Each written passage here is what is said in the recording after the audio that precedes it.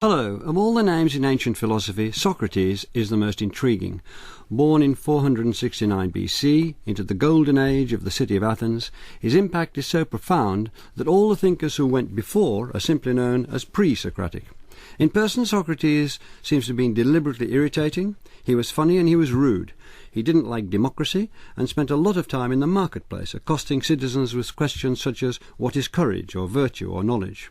He claimed he was on a mission from God to educate his fellow Athenians, but he's left us nothing in his own hand because he refused to write anything down. Plato, his pupil, wrote about and for him, and in doing so provided the pillar of Western philosophy. With me to discuss the elusive and mercurial Socrates are David Sedley, Lawrence Professor of Ancient Philosophy at Cambridge University, Angie Hobbs, Associate Professor of Philosophy at Warwick University, and Paul Millett, Senior Lecturer in Classics at the University of Cambridge. Angie Hobbs, as I mentioned, Socrates didn't write anything down. Why didn't he write anything down? Well, that's what we're here to discuss. I think a clue comes from a dialogue written by Plato, a later dialogue called the Phaedrus. Plato, of course, knew Socrates well. And in the Phaedrus, they discuss the dangers of the art of writing, because you can't really discuss with a book. It can't answer you back. It can't really deal with your questions. So we know that Socrates thought that the ideal way to do philosophy was to have a one-to-one conversation and take your interlocutor with you, and you agreed on points together. However, of course, a lot of his followers were extremely keen that his legacy should continue in some way. So they wrote a lot down for him and wrote dialogues with Socrates as one of the major characters. It shows a commendable indifference to posterity, doesn't it? Well, it does, but I think maybe he knew that Plato and Xenophon and other of his followers were going to write things down, so maybe he wasn't quite as indifferent as we might think. So he thought that once it was written down, there was no doing with it. It wasn't malleable, it wasn't plastic. It was set in the sort of stone that no idea should be set in. Possibly, and possibly this is why a lot of his followers chose to write in these fictional dialogue forms. Maybe the idea is that reading a dialogue, we become characters in the dialogue ourselves almost, so we're part of the conversation. What do we know about him? Well, we know from some of his followers who knew him well, who did write, particularly Plato, the philosopher, and Xenophon, who was a retired military commander who'd known Socrates well in his youth. And these are our two main sources from the lifetime of Socrates. And all the sources agree, and there are many others, that Socrates was compelling, he was charismatic, he was self-controlled, he was self-contained, he was provocative, and above all, he was utterly unique. Absolutely nobody else like him. They all say that. Now then things get interesting, because though they all agree on those points, there are also some significant differences, particularly between Plato's and Xenophon's portrayals. They're precise contemporaries almost, those two, aren't they? Yeah, well, they're young. Yes, yeah. Indeed. Now, for Plato's Socrates is more ironic, teasing, more elusive, more provocative, whereas Xenophon's is more conventional, he's more didactic, he's more approachable, he's chattier. He could, of course, have been both. He could have been both. Yes, it could be that the historical Socrates was even more complex than even Plato's portrayal and was very adept at projecting different aspects of himself to different people. Or it could be that each author saw what they wanted to see in Socrates and focused on their own particular concerns, which of course would have been facilitated by the fact that the historical Socrates was so elusive. However, it does seem to me that because we know that many of the brightest people in Athens of Socrates' day were so fascinated by him, it seems to me that Plato's portrait would probably have be closer to the truth, because it's Plato's Socrates who would have exerted the greater magnetism, I feel. And also, I think Plato would have had the philosophical gifts to appreciate Socrates perhaps a little more than Xenophon. Thank you. So he was iconic in his own lifetime. David Sedley, what is the fact that he didn't write anything down? I want to pursue this a bit because I'm sure it'll intrigue our listeners, intrigues everybody. Tell us about his attitude to philosophy I mean, if we can go a bit further into that. Yes, well, one can add another reason as to why he didn't write anything down. It was conventional in his day to write a book setting out the wisdom that you had discovered. Socrates claimed that he didn't know anything, he didn't have any understanding, he was still working on it, and therefore he wasn't really in a position to write a book. And his activity, his philosophical activity, was essentially an oral, interpersonal, interactive one. His method has come to be known as the elenchus, which means cross-examination or interrogation or quizzing. And Plato regarded him as the founder of dialectic, which is really the science of working towards truth through question and answer. So what Socrates would do typically was he would buttonhole somebody for a conversation in streets in Athens. He really is supposed to have done this. Oh, yes. They found the agora, that he wandered around buttonholing people and saying, absolutely. what do you think of virtue as you're on the way to... Anyway, I'm not going to be trivial. Get into a casual conversation, and then it would turn out that the person he was talking to had pretensions to understanding some important concept, probably some moral value. And then Socrates would say, well, he would put himself in the weaker position using his characteristic irony. Well, I don't understand this, but perhaps you could help me to understand it since you know so much more. Then he would ask the person to define the concept, but Socrates would say, but just a minute, don't you also think so and so, and doesn't that, if so, isn't that in conflict with your definition, or doesn't the definition have the following internal inconsistencies? And that would lead to the interlocutor withdrawing the definition, maybe coming up with a better one. That's the way progress could occur. Socrates' own explanation of how this came about is a story he tells. A friend of his called Chaerephon went to the Delphic oracle and said, is there anybody wiser than Socrates? And the oracle said no. Socrates, when he heard this, was absolutely baffled, so he claims, because he said, well, I don't understand anything, so how could there be nobody wiser than me? And he set out to test what the oracle meant by going around questioning people who really did have pretensions to understanding. And every time he questioned them, it turned out that their pretensions were actually based on some kind of misapprehension. So he said, actually, it turned out the oracle was right. I am the wisest of all people, or at least I'm a paradigm of what it is to be a wise human being, because real human wisdom consists in nothing more than recognizing the limits of your own understanding, and that's contrasted with divine wisdom. He was on this mission to educate the people of Athens, wasn't it? It was, yes. It was very in his own lifetime, in his own day, the people of his own city. That was what he said he was out to do, and that's what he pursued. And you mentioned definitions, and the priority of definitions seems to be something that is attributed to Socrates as having not invented, but certainly established as a commanding place in philosophy. Can you just develop that a little, please? Indeed. Aristotle, in fact, tells us that in his view, the importance of definitions is one of Socrates' two contributions to the development of philosophical method. It is a methodological point. Socrates takes the view that the most fundamental question you could ask about anything is what it is. If you don't even know what the thing is, you couldn't possibly answer any further questions. For instance, about courage is one yes. example. So let me take courage is a good one, but let's just take the examples of the question that Socrates gets engaged in. Does justice benefit the person who possesses it? Or another one, is virtue teachable? Now, what Socrates says when those questions come up is, well, obviously I couldn't answer the question whether virtue is teachable until we first of all know what virtue is. Because, for example, if virtue is some kind of knowledge, then there's a good case for saying it's teachable. If it's something other than knowledge, then there's a very good case for saying it's not teachable. So you always come back to the primary question: what is the thing? Before you can actually move on to any of those other questions. Thank you. Paul Millett, I've mentioned 2 or 3 times the agora or marketplace in Athens. Can you tell us, we're in 5th century Athens, we're talking about the Golden Age, it's a miraculous time in thought. Can you tell us about this marketplace and why it was so important for Socrates? Indeed, yes. Well, still there today in the centre of Athens, there is this area of about 20 acres or so. You can walk through it in 10 minutes. Which is the agora. You called it in your introduction the marketplace. It certainly was that. It was much more than that, though. It was the focal point of public life in the city.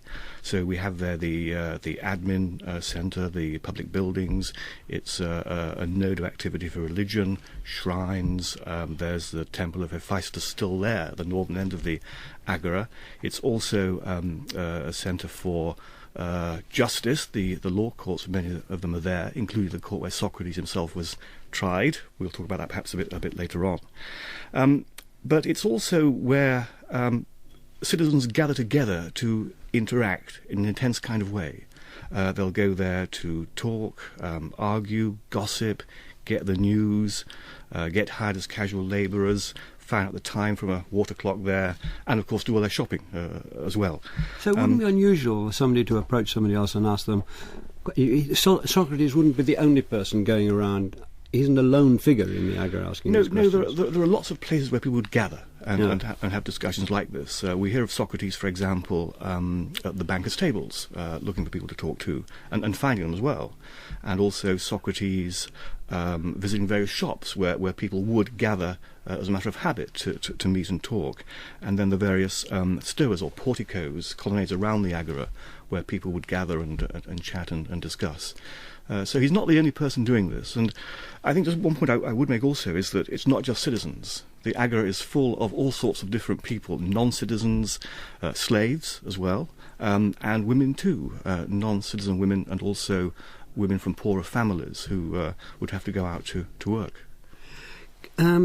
We think of this, there's such a glow around 5th century BC Athens that we think of philosophers being at the centre of it, everyone walking around in stately washed togas and so on, and the philosophers being, as it were, the unacknowledged kings of the agora. Was it like that? No, I'm sure not.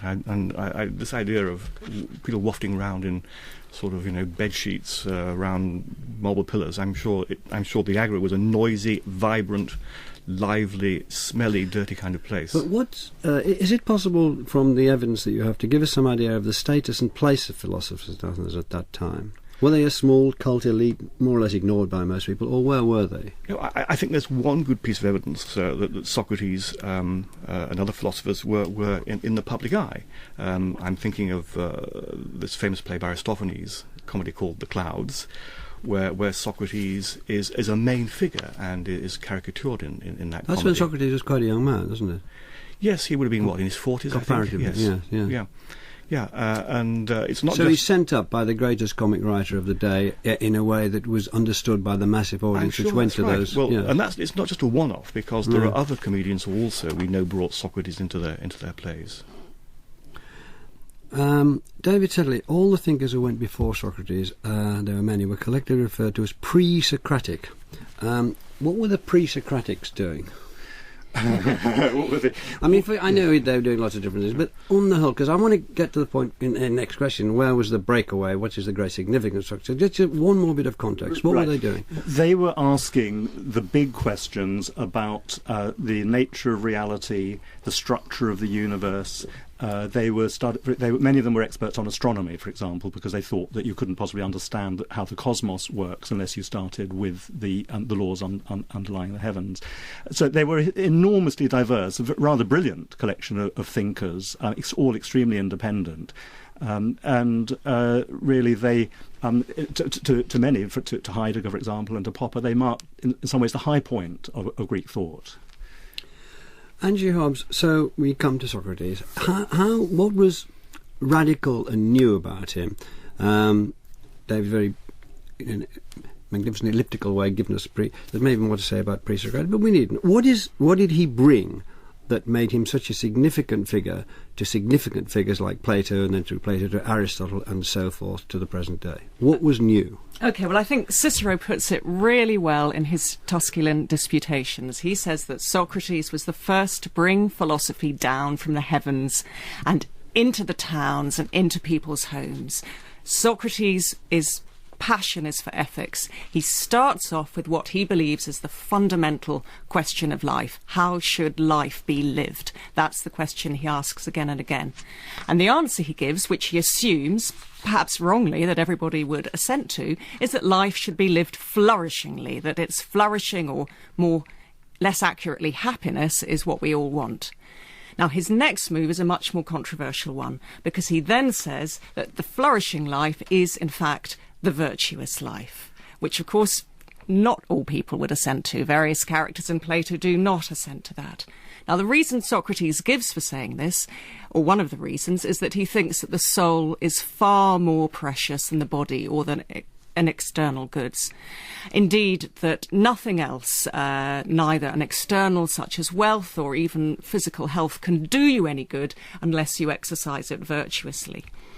So your soul is absolutely all important. Therefore, the virtuous life must be the flourishing life. If you act viciously towards... Flourishing, can you just keep redefining that? I mean, it has a completely different meaning nowadays, so just let's bring us back up to speed on that. Absolutely. Yeah, the Greek word is eudaimonia, which means being blessed with a good daimon, and there is an element of subjective happiness and feeling good in it, but it's also a more objective concept than the one that we would have today. It's connected perhaps with sort of actualising your potential as a human being, with being a successful human being. So if you act viciously, if you hurt other people, you are in fact hurting yourself. It's completely entwined with virtue, isn't it? For Socrates, it is. We're talking about Socrates. For Socrates, it is. This is his big move. That is, he wants to say, we all agree that we want happiness, the flourishing life. And what I'm telling you is that you're not going to get the flourishing life unless you live virtuously, because otherwise you're going to be harming yourself more than the people you hurt, because you will harm your own soul. You can only hurt other people's bodies or their possessions. Only the agent can harm his or her own soul. That was that was the controversial claim. That was a radical claim. David, would you have to come in? Yes, in fact, that what Andrew's talking about there brings on to one of Socrates' most distinctive doctrines. He didn't have many doctrines. In fact, that was one of the puzzles about him. He asked questions, but it wasn't always clear what he thought himself. But one doctrine that he's very emphatic about is that it's never in any circumstances right to harm another person. You should not return wrong for wrong. You should not return harm for harm. This rejection of retaliation, he makes it quite clear, is a rejection of a whole a moral tradition. So this is radical in a time when we think that the way to behave was to kill your enemies and the way to succeed was to massacre those who stood in your way. Exactly, and there's an obvious parallel to the Sermon on the Mount, the rejection of Old Testament retributive morality in favour of turning the other cheek is a very strong parallel in Socrates, standing against an existing tradition. Paul Miller. Am I not right that, in fact, Xenophon's Socrates does speak in favour of retaliation? So that's correct. This is, but Plato. The evidence comes from Plato, yes. And there are often discrepancies like this. Xenophon's portrayal of Socrates is very much more as a conventional moralist. And it's hard not to think that Xenophon portrayed Socrates to some extent in his own image, Xenophon being himself a rather conservative thinker. The evidence in Plato is so striking, the way that Socrates just for once says, this is actually my position, my circle, and I have always agreed on it. It sets us apart from the many. Makes it, I think, pretty clear that this was actually a historical fact. So not just Plato projecting himself back onto Socrates. Not at all, no. Can we rummage around a bit more with this idea of radical, which is, I don't know whether it's a useful word for that time, but I want to just establish now what was so distinctive and so influential. So can you put your 2 pence in, Paul Miller? That is a tricky one. I think Andrew's put it right, exactly right. It's a different way of looking at things philosophically. This idea of bringing philosophy into the streets. I must confess, David, I find the pre-Socratics pretty incomprehensible. I think Socrates did too. That was one of his points, actually. That he said that all this talk about how what makes the heavens move and the underlying structure of the world, he didn't understand it. It was completely unprovable. And anyway, he said it was a diversion from the questions that actually matter to us, which is how we're to lead our lives. So these are issues that he could discuss with ordinary people on the streets. Yes, well, I mean, Socrates has only just begun his radical quest when he says that the happy life, the flourishing life, is the virtuous life, because he charges on from there, because now we have to ask ourselves what he thinks virtue is. And this is where he really branches off, because his answer is that virtue is knowledge. It is, in some sense, which we'll come on to in a moment, knowledge of the human good. And as we've seen, that if you don't have knowledge of the human good, then no other apparent goods that you possess, such as health or wealth, can do you any good. Now, then he says, well, in fact, each individual virtue, such as temperance or justice or courage, is in fact united as one, as knowledge of the human good. And there's a very keen philosophical debate that still goes on about exactly what Socrates means by this thesis of the unity of virtue. Does he simply mean that all the individual virtues are interdependent, you can't have one without them all, or does he mean something stronger, that all the virtues, all the individual virtues are in fact one thing, this one thing that's knowledge? Now, of course, the counter of that, if virtue is knowledge, then we get to possibly his most radical claim of all, which is that vice is ignorance. It is simply ignorance. And he says that no one does wrong willingly, which I think will still surprise some of our listeners. And the weakness of the will is impossible. There can be no such thing as a conflict of desires. All you need to do is find out what the best thing for you as a human being is, and then if you know what that is, you couldn't fail to do it. What is the best thing for you as a human being, you think, is to go and kill a lot of people? Then that shows that you've not understood, Socrates would say, how precious your soul is to you. Right. He's not actually anti-war in Plato. Yeah, he thinks he had a war career. Yeah. He does. He fights at Delium and Potidaea and so on. David Sedley. But you don't do it for revenge. That's the point. That's right. Exactly right. Socrates' insistence that if you knew enough, you would always do the right thing, in itself sounds terribly implausible. There's so many obvious counterexamples to it of knowing you shouldn't smoke this cigarette, but you give in, weakness of will prevails. But I think the reason why Socrates had such a powerful case was that the way he lived his own life seemed to prove it true. Socrates was quite extraordinary for his own power of mind over matter. There were legendary tales of his courage, his fortitude, going barefoot in winter, putting up with all kinds of dangers, his total calm in the face of his impending death. It really seemed to people that Socrates had a level of understanding which did enable him always to do the right thing without any kind of conflict from his emotions. Paul, can we get a bit more context here? The 5th century BC, we talked about it, mentioned it's a golden age, but towards the end of it, it was a very turbulent. It was very turbulent for the Athenian democracy. Yes. The Peloponnesian Wars, the Great War with Sparta, the crushing of the Athenian fleet in Sicily, and the plague that came to Athens, and so on and so forth. Can you just give us flesh that out a bit, and then say how as it were, made itself effective, made itself known inside the Athens that we're talking about? Well, as you say, a golden age, but rather a tarnished golden age. The last 30 years of the 5th century, as you say, this great war with Sparta, which dragged on and on, plague, battle losses. Then, when the war is completely lost, then the Spartans imposed on Athens this brutal junta of 30 pro-Spartan oligarchs, the so-called 30 tyrants, who ruled over Athens for a year or so. And then by a remarkable series of events, democracy was restored in 403, and then 4 years later, Socrates is brought to trial. And I find it hard to believe that those awful events the Athenians suffered from didn't have some impact on what happened in the court. In the sense that he was very anti-democratic, and therefore could seem to be pro-oligarchic, and therefore who could seem to be pro the 30 tyrants. And therefore, when the democracy came back, he wasn't with the movement. We've talked about the differences between Plato's and Xenophon's Socrates. In fact, one of the few areas I think where they do converge or even agree is over Socrates' dislike, if not of democracy itself, certain key aspects of Athens' democracy, public pay for poor people to hold office, and selection of people to hold office by drawing lots.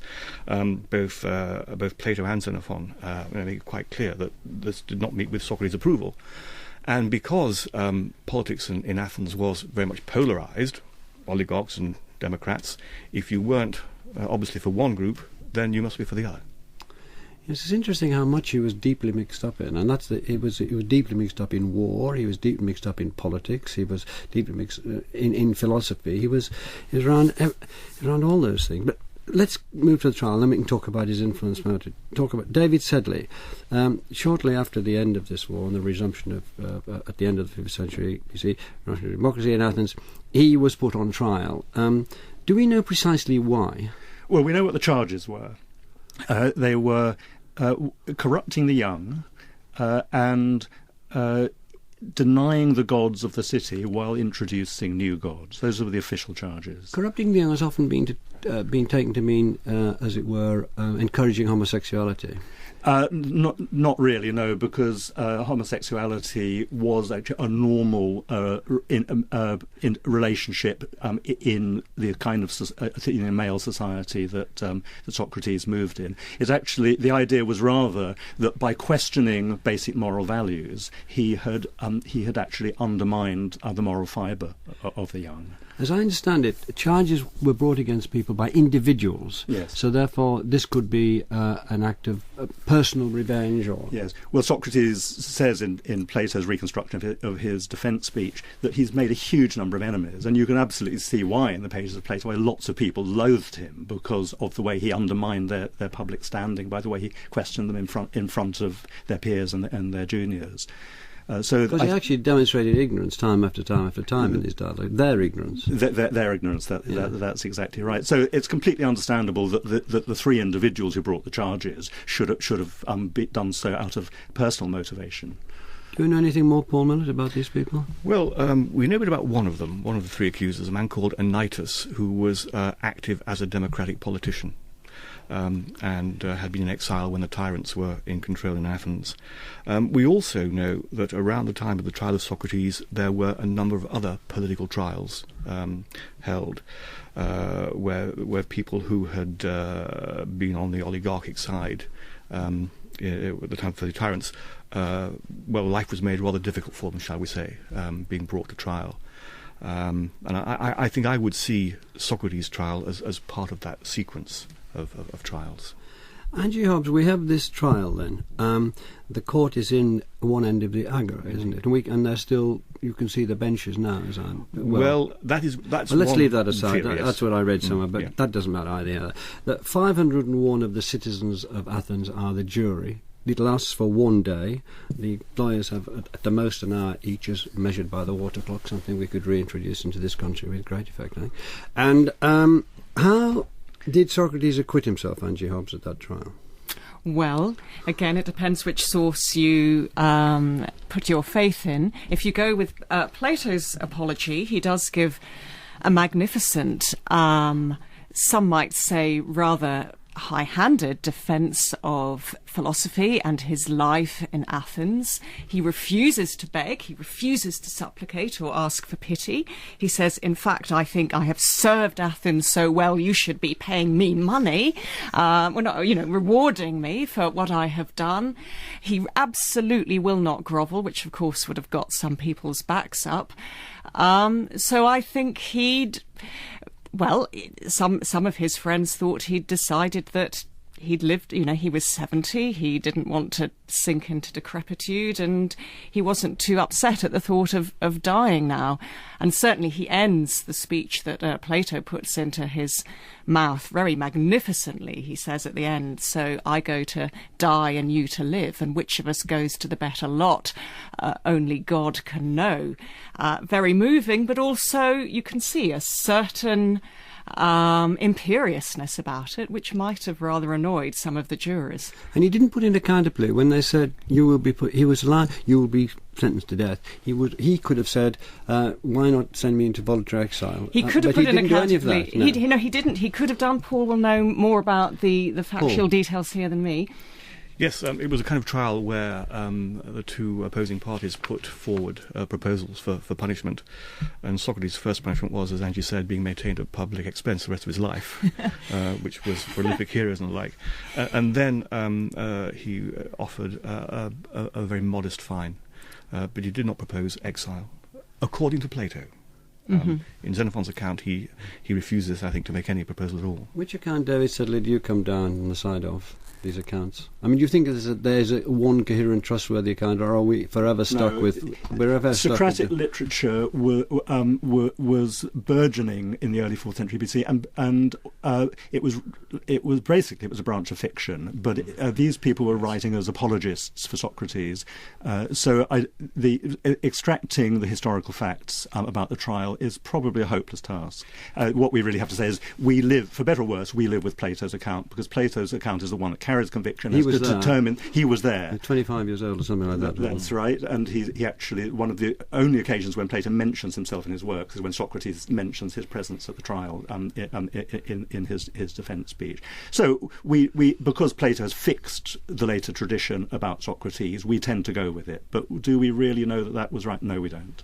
Angie, and then well, Paul. I actually want to, a question for Paul, because there's a tradition from antiquity, which you'll know more about than me, that Socrates said nothing at his trial. Isn't there this, that he just said, there was silence, and it was Plato and Xenophon who desperately tried to put into his mouth the words they felt he should or would have said. Yes, indeed. And of course, the discrepancies between Xenophon and Plato about whether he had supporting speakers as well who spoke on his behalf. But if I might just speak very quickly, the point about the site of the trial, I think is interesting. There are these stone benches at one end of the agora. There were, we think, 5 originally, could seat 500 people. It could be where the trial took place, just. If so, it's right in the public domain. The jurors sat there looking out over all the noise and bustle, the arguing, the bargaining. Behind them on the hill there were the bronze founders' workshops. This is justice, as it were, in the community. And the jurors would be thinking all the time, my decision will affect all that's going on around me here. I mean, silence in court was not a concept the Athenians would have understood. Shall we just briefly refer to the actual death and then move on to the influence? David Sedley, could you tell us through the actual death of Socrates? He refused. It's curious that he wasn't crucified, because people were then. That would have been an option. He was lucky. He got hemlock instead. The description in Plato is a very calm Socrates drinking the hemlock. All his friends fall about weeping, but he's completely calm throughout. And the effect of the hemlock, as Plato describes it, is gradual paralysis from the feet up. There has been some modern dispute about whether this is actually medically correct or not, and it turns out it all depends which variety of hemlock was used, and there is a variety which would have produced those effects. So they could have been right after all. Yes. Let's try to discuss his influence. So do you want to get a quick word in? Yes, because it does seem to me from Plato's Phaedo, where we get this account of Socrates' death, that you also get a more unattractive side of Socrates coming in here. There's a chilliness, it seems to me. He banishes even his wife from his death scene and all the other women folk, because they were weeping and wailing, and he wanted everything calm and, I would say, sort of male. Well, why don't we stick with calm just as once? Well, it is significant that all the women are banished from the prison cell. There's no doubt that one of the many things that we will find difficult to prove about Socrates is his attitude to women. He was not, I don't think, a particularly good husband. There's no reason to think he was untypical of his male coterie. And he sort of says, well, I'm going to die, but that's okay, because, I'll find, if there is an afterlife, I'll find people there to sort of discuss with. My friends are replaceable, is basically what he says. And I find that rather chilling. Paul, you're nodding. Do you find it chilling too? Yes, I do, indeed. I just say, if I may, to go back to the poison by hemlock, I think even the sort of nice, kind poison sounds pretty horrible, that you die through suffocation. I find it hard to believe it would have been quite as calm as Plato suggests. It's true, but Socrates was notable for his ability, his control over his own body. For example, he could drink gallons of alcohol and remain sober. And I think this is Plato tells us, of course, yes, in the Symposium. Part of the same portrayal. There's no reason why Plato... we keep saying so Plato tells, so Plato tells. Plato was writing to people who'd known Socrates. This is en passant, but there's not much reason for him to lie. And if he would lie, wouldn't somebody say, look, you're telling untruths? Because I knew him as well, and he didn't drink at all. So I think we have to sort of begin to believe some of the stuff Plato said. Yes and no. Look, my analogy here is Thucydides, who is an early contemporary of Plato, a historian.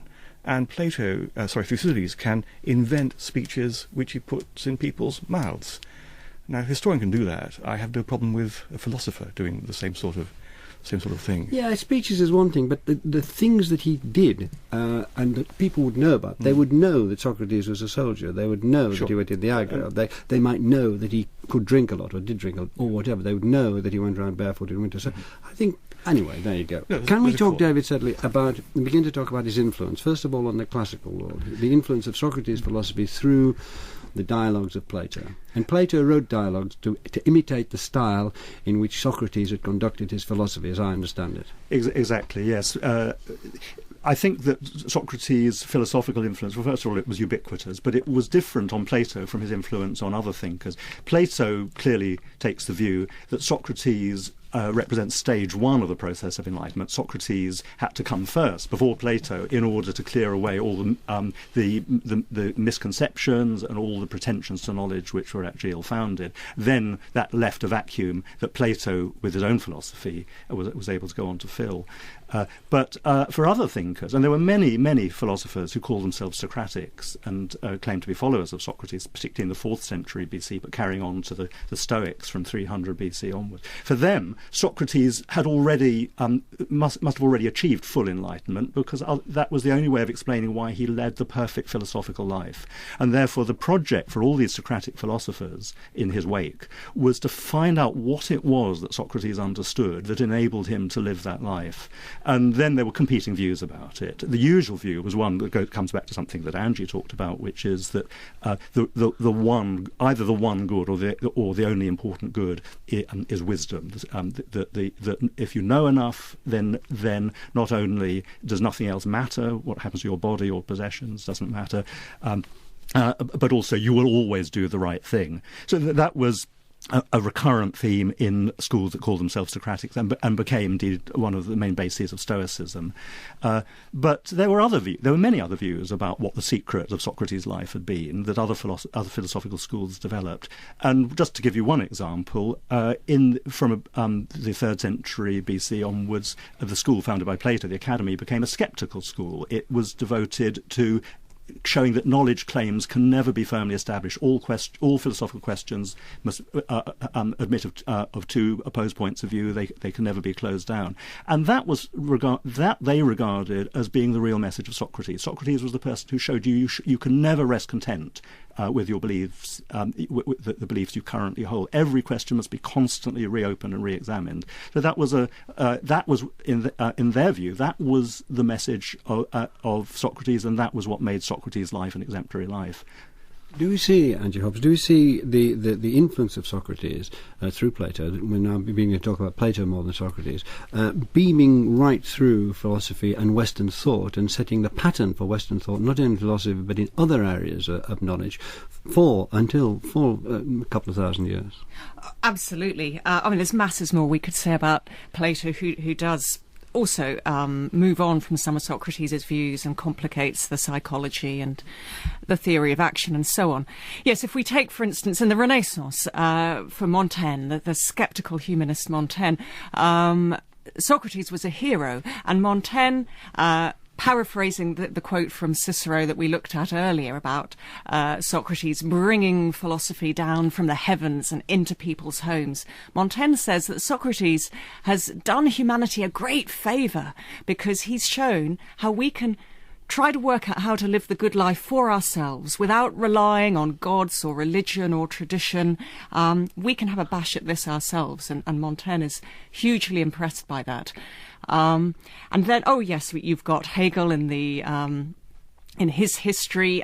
For him, he sees Socrates as making this huge turn again from cosmology and physics into ethics. Of course, Socrates is a hero of Kierkegaard's concept of irony, which is subtitled in reference to Socrates. But for me, the most interesting character is Nietzsche, because Nietzsche's his overt sayings are hugely hostile to Socrates, right from the very early birth of tragedy, which I think is 1872, right up to Twilight of the Idols, which he writes a year or two before he allegedly goes mad. And for Nietzsche, Socrates is this chilly, life-denying rationalist who is anti-tragedy, he's anti-music, he's anti the instincts, he's anti all the things that Nietzsche thinks affirms life. However, Nietzsche always admits that Socrates holds a fascination. And of course, he shows how fascinated he is by the fact he keeps returning to him. And what Nietzsche and Socrates share is turning philosophy into a personal life quest. Paul Miller, do you think that Socrates is more as important as an icon as he is as a thinker? The man who pursued philosophy all his life, he did it without gain, he did it and nothing else, and he did for the moment, for the present, with people he met and could talk to. Yes, but I'm speaking as a historian when I agree with that. Yes, I think so large is our sort of hinterland of ignorance about Socrates that he can be appropriated for all sorts of purposes. David Sedley. Yes, no, I think that that's right. He is. Everybody can recreate Socrates in their own image or to suit their own agenda, but it does seem to me that, although Socrates there are many ways in which he is uniquely inspiring and influential in the history of philosophy. But I think the most important single thing is that he is the person who put on the map the idea that philosophy needn't just be an academic discipline. It can actually be about how you lead your life. In fact, Socrates, perhaps his most inspiring saying on this, as recorded by Plato, is that taking time out every day to discuss questions of basic values, the ones that shape your life, is the best thing you can do to improve your own life. And as he puts it, the unexamined life is not worth living.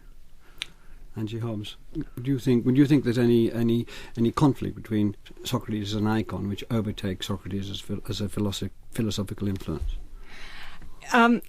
As an icon, he can be a bit dangerous. I think he absolutely stands up as a philosopher in his own right. We don't need to Why do you think he's a bit dangerous as an icon? Because people can make him into such a perfect human being that, in a sense, he loses his influence, and we stop thinking that we could really learn anything from him for ourselves. And I think that would be to do him a great disservice. He uses very simple, non-jargon language. He uses very simple metaphors. He wants us every day to think, how can I best live my life? What sort of person should I be? And as David said, the unexamined life is not worth living. Well, thank you for examining Socrates' life. Sorry about that, very obvious. So we thank you very much, Angie Hobbs, David Sedley and Paul Millett. We'll be back next week with the subject of antimatter and why its absence from the universe is baffling physicists. But thanks very much for listening. Good morning.